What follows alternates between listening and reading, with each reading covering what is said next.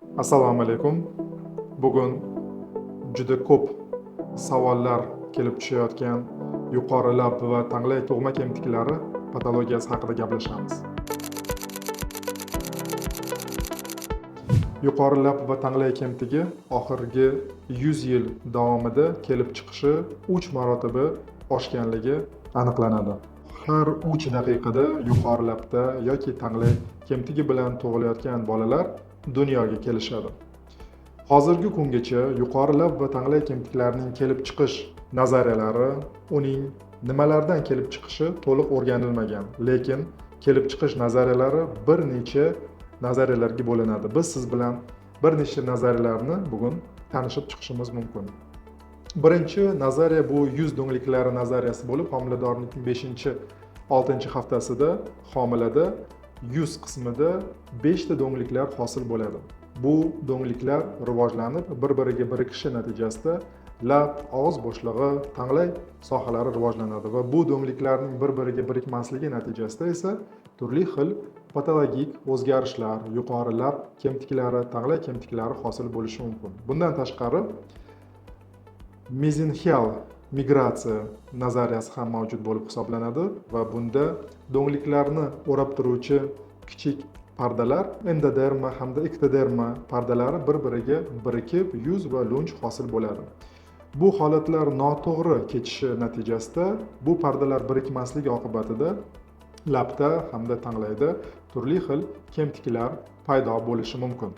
Dunyoning turli qit'alarida hamda O'zbekiston sharoitida yuqori lab va tangli kemtiklarining kelib chiqishi hamda ularning soni jihatidan turli statistik ma'lumotlar mavjud. O'zbekistonda bugungi kunda 750 ta tug'ilgan boladan bir bola yuqori lab va tangli sohasining tug'ma kemtiklari bilan tug'ilsa, Yaponiyada 588 ta boladan bitta, Rossiya Federatsiyasida 820 ta boladan bitta, Amerika 600 tadan bitta hamda Yevropa davlatlarida 500-550 ta yangi, demak dunyoga kelgan chaqaloqning bittasiga yuqori lab va tangli kemtiklari to'g'ri keladi.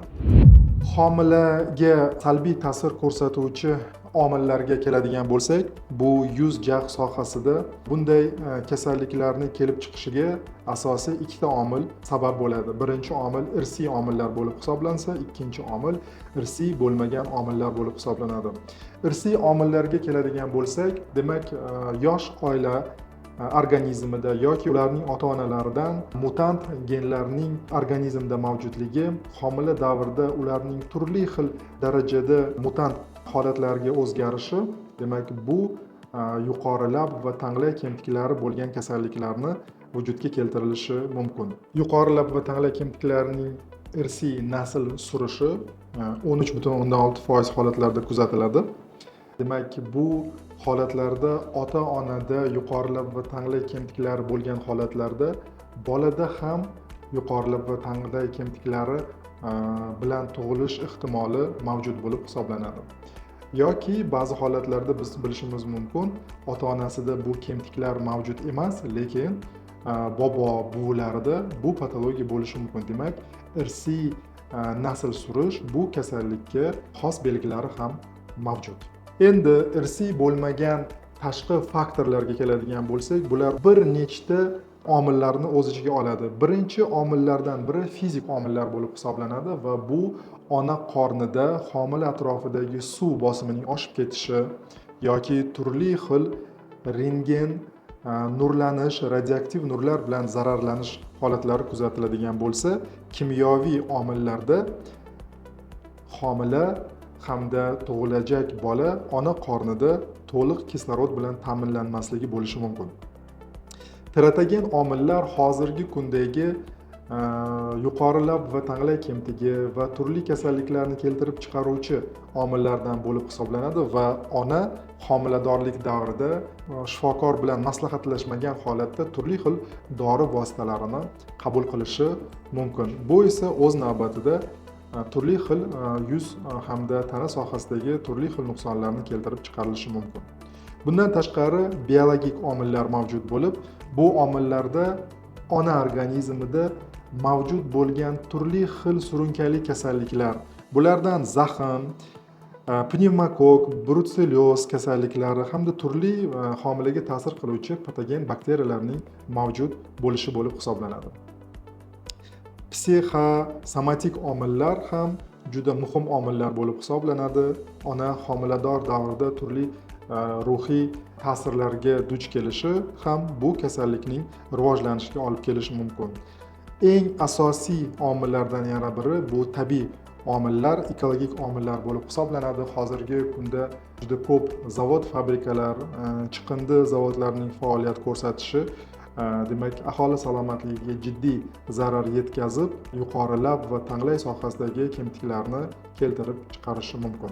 Ota-onalarimiz savol berishadi, bunday jarayonlarni bola tug'ilmasdan turib aniqlash mumkinmi? Ha, albatta aniqlash mumkin. Bu hozirgi kundagi zamonaviy xromosom tekshirishlar, skrining, erta skrining holatlari bunday bolalarni homilaning erta vaqtida aniqlash imkoniyatini beradi.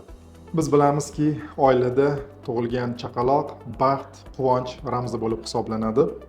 Ko'p holatlarda kemtik bilan tug'ilgan bolalarda tug'ruqxonada ota-onalar orasida tushunmovchiliklar paydo bo'la boshlashadi. Bunday holatlarda avvalambor ota-onalar vaziyatni qo'lga olishlari lozim hamda hozirgina juda katta tug'ruq jarayonlarini kechirgan turmush o'rtoqlariga dalda bo'lishlari lozim. Bunday bolalarga tibbiy yordam yuqori lab va tanglay kemtigining og'irlik darajasiga qarab tug'ilishdan keyingi birinchi soniyalardan, birinchi daqiqalardan boshlab berilishi lozim bo'lib hisoblanadi. Yuqori lab va tanglay kemtiklarining tasniflari adabiyotlarda juda ko'p tasniflarga bo'linadi, klassifikatsiyalari mavjud. O'zbekistonda Frolova tasnifi asosida yuqori lab va tanglay kemtiklarining turli darajalari mavjud. Ya'ni yuqori lab kemtiklarining darajalari mavjud, tanglay kemtikining darajalari mavjud. Bularning bir tomonlama yoki ikki tomonlama kemtiklar yoki kesib o'tuvchi yoki chegaralangan holatlari bo'lishi mumkin. Va bu klassifikatsiyadan O'zbekiston shifokorlari hamda bu patologiya bilan shug'ullanuvchi klinikalar o'zlarida kasallik tarixlarini yozishda hamda tashxisni qo'yishda foydalanishadi. Bunday patologiyalar bilan yuqori lab va tanglay kemtigi bilan tug'ilgan bolalarda avvalambor ota-onalar turar joy poliklinikalariga murojaat qilishlari lozim bo'lib hisoblanadi va turar joy poliklinikalariga bunday patologiya bo'lgan bemorlarda og'irlik darajasiga qarab nogironlik komissiyalari o'z faoliyatini olib boradi hamda bunday bolalarga davlatimiz tomonidan, hukumat tomonidan og'irlik darajasiga qarab bu patologiyalarning 800 ming so'mdan 1,5 milliongacha har oy ajratilishi mumkin. Bu nima degani? Bu tug'ilgan farzand ota-onalarga hech qanday moliyaviy og'irlik keltirmasdan, demak o'zlari davolashlariga bemalol demak sarf xarajatlarini hukumat tomonidan berilgan pullar bilan amalga oshirishi mumkin degani. Bunday bolalar dunyoga kelganda ota-onalarning birinchi bergan savollari bu turdagi bemorlarni qachon jarrohlik amaliyotlari amalga oshirish va qachon bu demak patologiyadan butkul qutulish mumkin degan savollarni berishadi. Avvalambor bola tug'ilgandan boshlab yuqori lab va tanglay kemtigining qanchalik og'irlik darajasiga qarab bu gradatsiyalar belgilanadi. Masalan, yuqori lab operatsiyalari 6 oylikdan boshlanadi. Bunda bemor kamida 10 kilogramm vaznga ega bo'lishi lozim bo'lib hisoblanadi. Yumshoq tanglay operatsiyalari, yumshoq tanglayda o'tkaziladigan jarrohlik amaliyotlari 12 oydan boshlab amalga oshirilsa, qattiq tanglayda amalga oshiriladigan urinoplastika operatsiyalari yuqori jag'dagi sut tishlarining chiqish darajasiga bog'liq bo'lib hisoblanadi hamda bu 20-24 oydan boshlab amalga oshiriladi. Ba'zi holatlarda alveolyar o'siq kemtiklari kuzatiladi. Bu esa 13 yoshdan keyin amalga oshiriladi. Korreksion yoki burun operatsiyalari esa 16 yoshdan keyin bajarilishi maqsadga muvofiq bo'lib hisoblanadi. Yuqori lab va tanglay kemtigi bilan tug'ilgan bolalar faqatgina yuz jag jarrohlari muammosiga kirib qolmasdan bu yerda integral yondashuv albatta lozim bo'lib hisoblanadi. Bu patologiyani davolashda pediatr, ortodont, stomatolog, yuz jag jarrohi, otolaringolog, nevropatolog, kerak bo'lgan holatlarda neyroxirurg hamda logoped mutaxassislari birgalikda bu muammoni yechishga harakat qilishadi.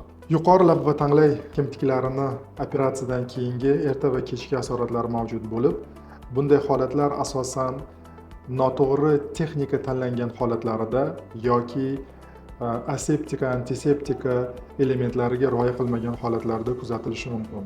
Bunday holatlarda asosan yara ochilib ketishi yoki yara yiringlashi natijasida qo'pol chandiqlar paydo bo'lishi mumkin. Bu qo'pol chandiqlar o'z navbatida demak yuqori jag'ni o'sishiga yoki burun qanotlarining noto'g'ri shakllanishiga olib kelishi mumkin.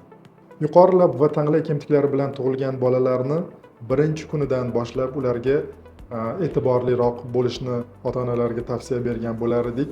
Ularni vazni, ularni nafas olish, ularni emizish, ularni ovqatlantirish bilan bog'liq bo'lgan tavsiyalarni pediatr shifokorlardan yoki yuz jag jarrohlari bilan birgalikda amalga oshirish mumkin.